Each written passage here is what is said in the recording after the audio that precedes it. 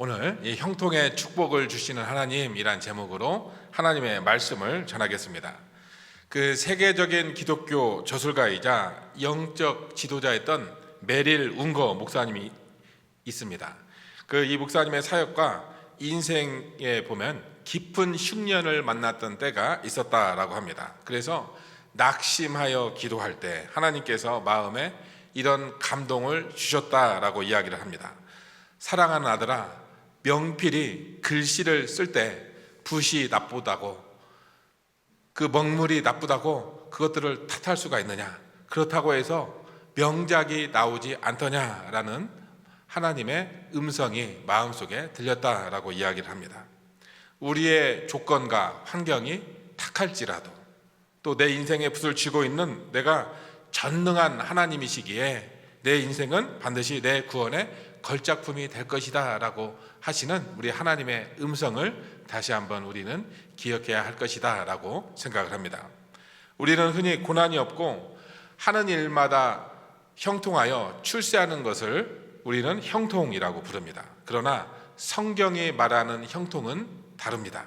성경은 요셉이 노예로 팔려갔을 때에도, 억울하게 감옥에 갇혔을 때에도 여호와께서 요셉과 함께 하심으로 그가 형통한 자가 되었다라고 창세기 39장 2절에서 증언하고 있습니다.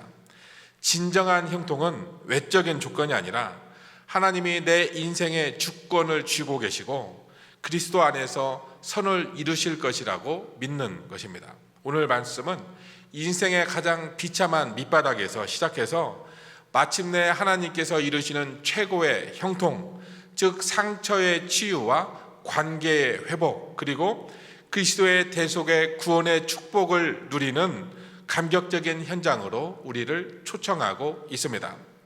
자식을 잃었다가 도로 찾는다면 그 기쁨은 이루 말할 수가 없을 것입니다.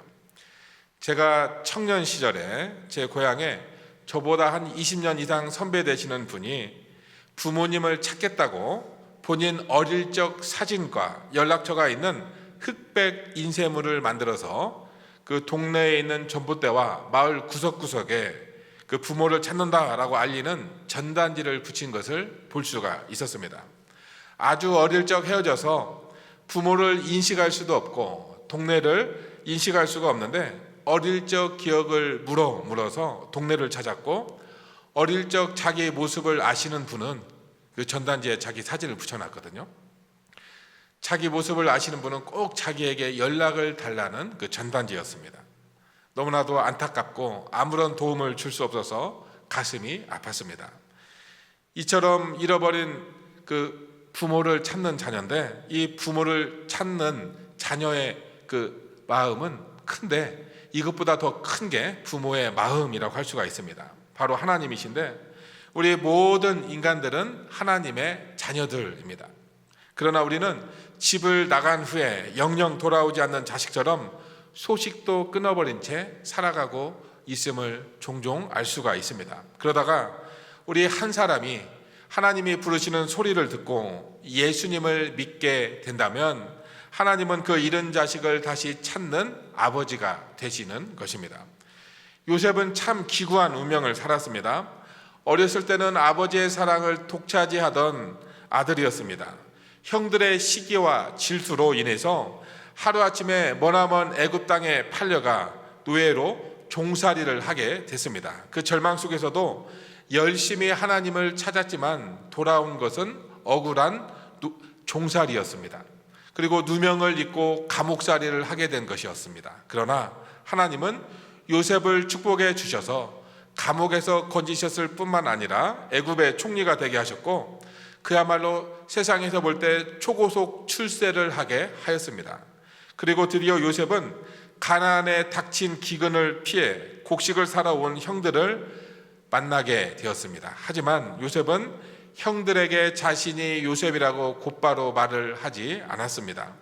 형들의 중심이 정말로 변했는지 알 수가 없었기 때문에 그렇습니다. 그러나 형들을 시험하는 과정에서 넷째 형인 유다가 막내 베냐민을 위해서 스스로 노예가 되겠다라고, 자신이 아버지를 위해서 담보가 되겠다라고 했을 때 그 눈물로 탄원하는 장면을 보았을 때 요셉은 그때서야 형들의 진심을 깨달을 수가 있었습니다.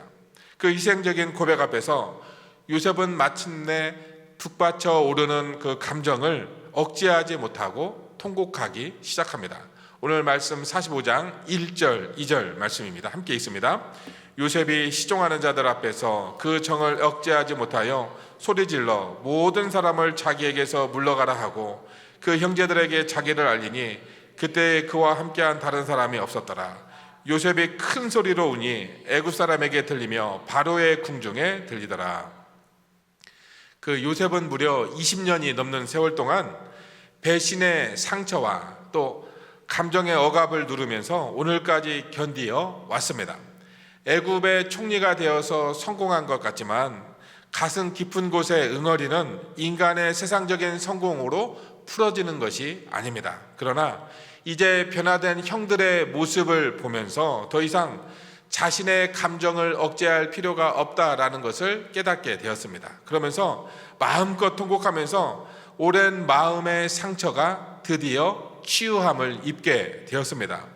이 요셉의 눈물은 장차 우리를 위해 모든 물과 피를 쏟으시며 우리의 상처를 짊어지신 예수 그리스도의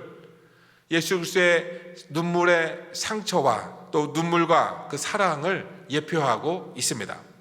그리스도의 십자가가 우리 가운데 임할 때 우리는 비로소 오랜 억압에서 자유함을 입고 또 자연스러운 나의 모습을 되찾게 됩니다. 이 치유가 바로 형통함의 시작이었습니다.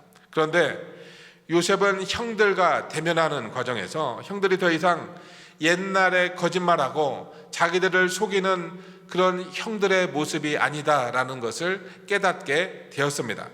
완전히 새 사람으로 변했다라는 사실을 확인하게 되었습니다. 그것은 바로 베냐민에 대한 형들의 태도가 변한 것을 보고서야 알 수가 있었습니다. 변화되기 이전의 형들의 모습이었더라면 애굽 총리가 베냐민을 노예로 삼고 나머지는 돌아가라 했을 때 모두가 허둥지둥 베냐민을 버린 채 길을 떠나갔을 것입니다. 그러나 이제 형들은 그 누구도 가나안 땅으로 돌아가지 않고 모두가 다 돌아와서 종이 되겠다라고 이야기를 하고 있습니다.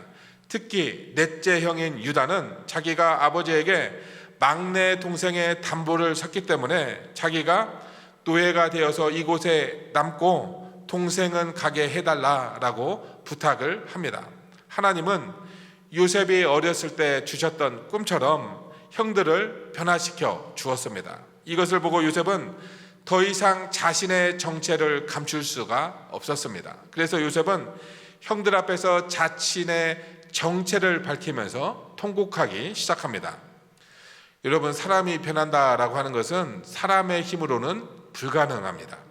이것은 오직 하나님만이 하실 수가 있습니다. 특히 남을 속이고 악한 짓을 하던 사람이 과거에 자신의 행동을 회개하고 변화해서 새 사람이 된다라고 하는 것은 경천동지할 일입니다. 더욱이 예수를 믿지 않던 친구나 친척이나 가족이 어느 순간 신실한 하나님의 사람으로 변화된 모습을 보인다라고 하는 것은 주님만이 하실 수 있는 일이다라고 할 수가 있습니다. 하나님은 요셉이 어렸을 때 하늘의 해와 달과 11별이 자기에게 절하는 꿈을 보여주셨습니다.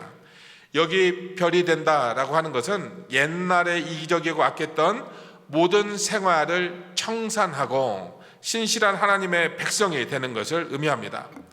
우리가 예수를 믿을 때 진정으로 변하여 새 사람이 됩니다. 옛날에 이기적이고 탐욕스럽던 과거의 모습은 완전히 잊어버리고 연단을 받아서 보석 같은 존재가 되는 것입니다. 이 세상에서 이것보다 더 귀한 것은 없습니다. 바로 이것이 요셉의 두 번째 꿈이었습니다.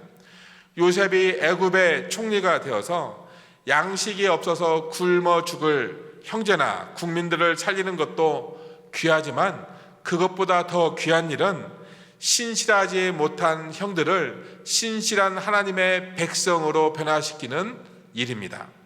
물론 요셉이 형들을 바꾼 것은 아니지만 요셉이 끝까지 믿음을 지키고 신앙을 지켰기 때문에 결국 형들이 하늘의 별처럼 변할 수가 있었던 것입니다. 그래서 요셉의 이 두 번째 꿈이 애굽의 총리로서 성공한 것보다 더 크다라고 할 수가 있습니다. 그 요셉의 형들은 애굽 총리가 갑자기 우는 것을 보고 자기 자신들을 죽이려고 하는 줄로 생각을 했습니다. 그리고 애굽 총리가 신하들을 다 나가라고 소리를 치고 통곡하기 시작했습니다. 그러나 이때가 바로 20년 전에 자기들이 팔았던 요셉을 드디어 만나는 순간이 되었고 그들의 모든 죄가 드러나는 순간이 되었습니다. 결국 유다의 희생이 요셉의 마음에 있던 불신의 벽을 허물어 뜨렸습니다. 때때로 우리에게도 믿음 때문에 많은 것을 잃어버릴 수밖에 없는 순간이 찾아올 수 있습니다. 그럴 때 어떻게 해야 하겠습니까? 믿음 때문에 끝까지 망하는 자리까지 가야 하겠습니까? 아니면 그 순간에 믿음을 포기하고 일단 살고 봐야 하겠습니까? 여러분, 일제시대에 끝까지 믿음을 지키고자 망하는 자리까지 갔던 학교가 있습니다. 모든 학교마다 신사참배하라는 명령이 떨어졌습니다. 평양에 있었던 숭실학당은 윌리엄 베어드라는 선교사가 세운 학교인데 1906년도에 합성 숭실대학으로 대한민국 최초의 대학이 되었습니다. 그런데 이 학교는 신사참배하지 않겠다고 학교를 자진 폐교했던 우리나라의 유일한 학교입니다. 해방 이후에는 우리 대한민국에 당시 숭실대학이라는 이름으로 대학이 세워지게 되었고 하나님 앞에서 정직과 믿음 또 믿음의 길은 이 형통의 길, 영적 형통의 길을 선택했던 정신뒤에는 평생을 바쳐서 묵묵히 교육의 기초를 놓았던 베어드 선교사의 신실한 눈물과 기도가 있었습니다. 여러분, 그 한국에 있는 기독교 대학의 채플이 그 목사님들이 와서 설교를 하면 모든 학생들이 눈을 감고 잡니다. 어떤 학생들은 귀에 이어폰을 끼고 음악을 듣습니다. 어떤 학생들은 노트북을 켜고 자기 숙제를 하고 인터넷을 합니다. 이런 것들을 효과적으로 대체하기 위해서 소그룹 채플이 생겨서 소그룹으로 우리 멘토와 또 목사님들과 만나서 하나님의 말씀을 나누는 자리가 이 소그룹 채플인데 숭실대학에서 시작했던 이 소그룹 채플이 이제는 숭실대학을 은퇴했던 총장님과 또 중심으로 팀이 결성되어서 한국의 기독대학의 이 소그룹 채플을 전하고자 또 그래서 그것으로 말미암아 한국대학의 새로운 부흥의 불길을 되살리고자 캠퍼스 부흥을 위한 연합이라는 단체를 만들고 매주 금요일 7시마다 우리 교회에서 기도를 하고 있습니다. 6명으로 시작한 기도 모임이 지금은 12명이 되었고 청년들도 보이고 교수님도 보이고 목사님이 보이는 또 귀한 모임이 되었습니다. 우리 하나님께서 이 모임을 축복하여 주시고 귀하게 사용하여 주셔서 한국 대학의 부흥은 물론 한국 교회의 부흥이 되는 귀한 기초석이 될 것이라고 저는 믿습니다. 내가 하나님을 믿고 희생했는데 하나님이 끝까지 안 도와주시면 어떻게 됩니까? 만약 유다가 하나님의 종이 되겠다라고 했는데 진짜 종이 된다면 어떻게 되는 것입니까? 그때는 담대하게 하나님의 종이 되는 것입니다. 요셉은 수십 년 동안 종노릇을 하였는데 유다도 그 일을 못할 것이 없습니다. 왜냐하면 믿음으로 하는 고생은 반드시 축복의 열매가 있기 때문에 그렇습니다. 그러나 하나님은 유다에게 종살이를 할 필요도 없이 요셉을 만나게 해주셨습니다. 바로 그 무서웠던 애굽의 총리가 자기들의 동생 요셉이었던 것입니다. 요셉이 더 이상 정을 억제하지 못해서 주위에 있는 사람들을 물리치고 통곡하는데 요셉의 이 통곡 소리가 얼마나 컸던지 바로의 궁에 들렸다라고 말씀하고 있습니다. 요셉은 무려 20년 동안 자신의 감정을 눌러오면서 오늘까지 견디어 왔습니다. 그러나 이제 형들의 변화된 모습을 보면서 더 이상 자신의 감정을 억제할 필요가 없었습니다. 그래서 요셉은 그동안 참아왔던 모든 눈물을 한꺼번에 터뜨리면서 형들에게 자기가 요셉이라고 이제서야 고백하게 됩니다. 이 장면을 보면 하나님께 감사드릴 수밖에 없습니다. 왜냐하면 요셉이 그동안 억눌렀던 자기 감정을 터뜨리면서 그 마음의 상처가 결코 치유되지 못했는데 이제서야 그 치유의 시작이 되었기 때문에 그렇습니다. 그러나 요셉은 형들에 대한 믿음이 생기면서 마음껏 통곡하면서 마음의 상처가 이제는 치유함을 입게 되었습니다. 사람이 너무나 지나치게 완벽한 것은 결코 좋은 것이 아닙니다. 또 다른 사람들로부터 마음의 깊은 상처를 받은 사람의 특징은 자기의 실수나 부족함을 용납하지 못한다라고 하는 특징이 있습니다. 그리고 다른 사람의 실수나 부족함도 용납할 수가 없습니다. 이 모든 것은 마음의 상처가 있기 때문에 그렇습니다. 예수님은 이런 모든 일을 하실 때 자연스럽게 하셨습니다. 그 이유는 예수님은 언제나 성령님이 함께 하셨기 때문에 이런 마음의 상처라는 것이 없었습니다. 하나님께서 말씀으로 위로하시고 성령께서 감동을 주실 때 그것을 내려놓고 우리는 울면서 기도함으로 주님 앞에 나아가야 하는 것입니다. 그래서 오랜 세월 동안 참았던 울음을 터뜨리고 이제는 더 이상 자신을 감출 수 없는 자기 자신의 원래의 모습을 되찾아야 하는 것입니다. 요셉에게 있어서 형들은 늘 보고 싶었던 존재였지만 다른 한편으로는 자기를 노예로 팔았던 원수와 같은 사이라고 할 수가 있습니다. 그래서 요셉은 형들에게 자신의 정체를 만나자마자 드러낼 수가 없었습니다. 우리는 처음 만나는 사람을 만나면 그 사람을 어떻게 대할지 잘 모릅니다. 그래서 사람의 마음에는 그 불신의 벽이 있기 때문에 그렇습니다. 그러나 요셉은 불신의 벽을 드디어 허물어 버렸습니다. 요셉이 소리를 지르며 통곡하자 형들은 애굽의 총리가 자신들이 지었던 죄로 자기들을 죽이려는 것으로 생각을 했습니다. 두려움에 사로잡혔습니다. 그때 요셉이 형들을 따뜻하게 부릅니다. 4절 말씀입니다. 우리 함께 읽습니다. 요셉이 형들에게 이르되 내게로 가까이 오소서. 그들이 가까이 오니 이르되 나는 당신들의 아우 요셉이니 당신들이 애굽의 판자라. 과거의 죄 지은 자들은 뒷걸음을 칠 수밖에 없었지만 요셉은 그들을 가까이 하게 하여 불신의 벽을 허물어 버렸습니다. 요셉이 형들의 손을 잡을 수 있었던 것은 그들이 완전히 새 사람으로 변했다라는 사실을 확인했기 때문에 그렇습니다. 변화되기 이전의 형들의 모습이었더라면 애굽 총리가 그 동생을 노예로 삼아 너희들은 돌아가라 했을 때 그 형들은 허둥지둥 이 동생인 베냐민을 내려놓고 길을 떠났을 것입니다. 그러나 이제 형들은 동생을 위해서 모두가 다 종이 되겠다라고 이야기를 하고 있습니다.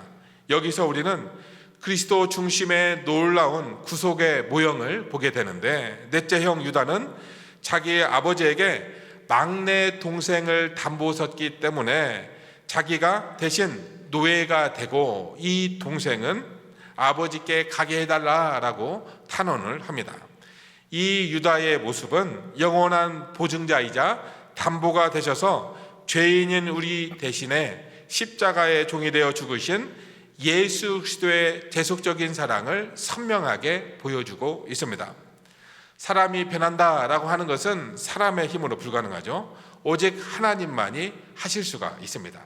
하나님이 요셉에게 주셨던 꿈, 해와 달과 11별이 자기에게 절하는 꿈의 진정한 의미는 세상적인 권력을 잡는 것이 아닙니다. 여기 별이 된다라고 하는 것은 옛날에 이기적이고 악했던 모든 탐욕의 삶을 회개하고 청산하고 신실한 하나님의 별과 같은 존재로 하나님의 백성으로 변화되는 것이 진짜 꿈의 성취였다라고 할 수가 있습니다.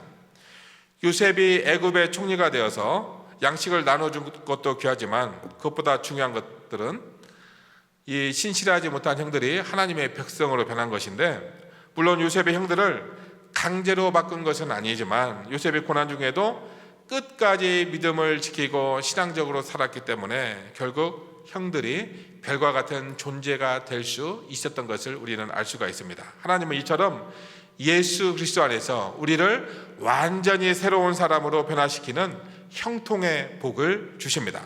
그러나 요셉은 두려워하며 뒷걸음질 치는 형들에게 가까이 나아오라 이야기를 하고 있습니다. 두려웠다는 형들에게 요셉은 인간의 생각을 뛰어넘는 위대한 신앙 고백을 선포하고 있습니다. 우리 5절 함께 읽습니다. 당신들이 나를 이곳에 팔았다라고 해서 근심하지 마소서, 한탄하지 마소서. 하나님의 생명을 구원하시려고 나를 당신들보다 먼저 보내셨나이다.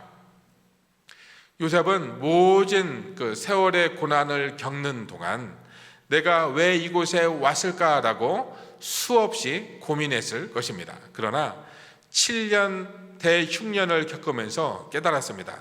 형들의 악행 너머에 역사하고 계시던 하나님의 구원 계획을 볼 수가 있었습니다. 하나님이 먼저 자신을 고난의 자리에 보내신 것은 온 가족과 열방의 생명을 구원하시기 위함이었다라고 하는 것입니다. 요셉은 자신의 문제를 하나님의 거대한 구원 계획에 비추어 보았을 때 형들을 굳이 미워하거나 직접 원수를 갚을 필요가 없었던 것입니다. 이 고백은 예수 그리스도의 십자가 사건에서 완벽하게 성취가 됩니다. 가룟 유다가 예수님을 배신하고 종교 지도자들이 그분을 십자가에 못 박는 것은 인간의 잔인한 악행과 죄악 때문에 그렇습니다. 그들의 죄가 없어지는 것이 아닙니다. 요셉 형들의 죄도, 가룟 유다의 죄도 그대로 남아있기에 그들은 반드시 하나님 앞에서 회개해야 하는 것입니다. 단지 형통함의 은혜를 입은 우리는 악한 자들의 죄에 대해서 우리가 직접 복수할 필요가 없다라는 것을 우리는 기억해야 합니다. 하나님이 악인들의 죄마저도 도구로 사용하셔서 인류를 구원하시는 십자가의 위대한 선과 영광을 이뤄내시기 때문에 그렇습니다. 우리가 인생의 위기 속에서 하나님의 말씀을 들어야 하는 이유가 바로 여기에 있습니다. 말씀을 떠나면 우리는 모든 문제를 나와 너, 갑과 을의 관계로 생각을 합니다. 그러면 내게 손해를 입힌 사람이 용서되지 않고 원망과 복수심만 남습니다. 그러나 우리가 하나님의 말씀을 들으면 내 문제를 하나님의 거대한 구원 계획 가운데 바라보게 됩니다. 그때 우리는 자신에 대한 모든 의문이 풀리기 시작하면서 하나님께서 나를 얼마나 정확하게 인도하셨고 얼마나 큰 사랑으로 붙드셔서 오늘 여기까지 오게 하셨는지 그때서야 깨닫게 되는 것을 우리는 알 수가 있습니다. 모든 것을 합력하여 선을 이루시는 그리스도의 평강을 누리는 것, 이것이 바로 믿는 자가 누리는 최고의 형통함이라고 할 수가 있습니다. 그러면서 요셉은 형들에게 자기를 팔았기 때문에 근심하거나 한탄하지 마소서라고 이야기를 합니다. 왜냐하면 하나님은 모든 믿는 자에게 합력하여 선을 이루시게 하시는 하나님이시기 때문에 그렇습니다. 하나님께서 요셉을 통하여 그 형들에게 미래에 대한 하나님의 뜻을 보여주셨는데 바로 이들을 살리시는 계획을 가지고 계신 것을 보여주고 있습니다. 하나님께서 우리에게 그 뜻을 보여주시면 우리는 이미 산 것입니다. 왜냐하면 하나님은 멸망할 자들에게는 말씀을 주시지 않기 때문에 그렇습니다. 결국에 요셉은 말씀의 선포자였다, 설교자였다라고 할 수가 있습니다. 요셉은 애굽에 온 후에 계속해서 자기가 이 땅에 온 이유를 물었고 묵상했고 결국 그것을 형제들에게 알려줌으로 하나님 앞에서 소망을 갖게 되었습니다. 형들은 요셉을 만남으로 인해서 아버지와 식구들에게 너무나도 기쁜 소식을 전할 수가 있게 되었습니다. 45장 9절 10절 읽겠습니다. 당신들은 속히 아버지께로 올라가서 아뢰기를 아버지의 아들 요셉의 말에 하나님이 나를 애굽 전국의 주로 세우셨으니 지체 말고 내게로 내려오사 아버지의 아들들과 아버지의 손자들과 아버지의 양과 소와 모든 소유가 고센 땅에 머물며 나와 가깝게 하소서. 유다와 그 형제들이 믿음을 가지고 돌아갔을 때 그들이 두려워하던 모든 일이 해결되었습니다. 그들이 걱정하던 베냐민도 데리고 갈 수 있게 되었고 양식도 구하게 되었습니다. 그러나 야곱의 집 전체의 가장 기쁜 소식은 뭐예요? 죽은 줄 알고 있었던 요셉이 살아있고 애굽의 총리가 되어 있으며 앞으로의 양식은 걱정할 필요가 없다라고 하는 것입니다. 그래서 요셉은 형들에게 속히 집으로 돌아가서 아버지에게 요셉이 살아있고 요셉이 애굽에서 가장 높은 사람이 되어 있으니까 지체하지 말고 속히 애굽으로 내려오라고 그 말을 전하도록 한 것입니다. 유다와 형제들이 믿음으로 결단했을 때 그들이 걱정하던 모든 베냐민의 문제, 양식의 문제가 해결되었고 죽은 줄 알았던 그 요셉이 애굽의 총리가 되었다는 그 기쁜 소식을 얻었습니다.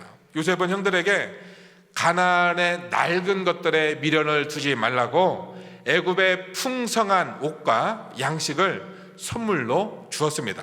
이것은 오늘날 우리가 이 땅의 기근 가운데서도 낙심하지 말고 하나님께서 우리에게 성령을 구원의 보증으로 주셔서 천국의 기쁨을 예배와 기쁨 가운데 미리 맛보도록 하시려는 것과 같습니다.